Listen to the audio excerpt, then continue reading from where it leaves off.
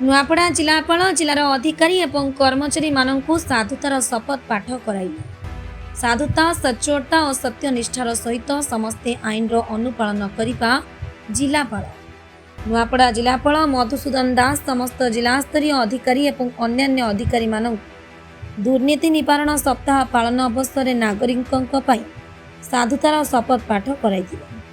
मुख्यालय सम्मेलन कक्षर अनुष्ठित यह सभारे अतिरिक्त जिलापाल सुभाष चंद्र रहित प्रफुल्ल कुजूर डीएसपी दुर्नीति निवारण विभाग दीनबंधु बेहेरा जिला सूचना और लोक संपर्क अधिकारी विद्यापति पंडा तथा विभिन्न विभागीय अधिकारी उपस्थित थे।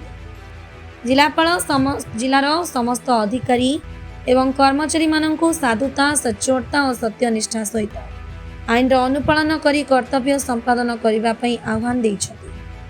या सहित समग्र जिलार विभिन्न ब्लॉक तहसील समस्त जिलास्तरीय कार्यालय में शपथ पाठ कार्यक्रम अनुष्ठित होता। बहु संख्यार अधिकारी और कर्मचारी माने एथिरे अंश ग्रहण कर साधुतार शपथ पाठ कर।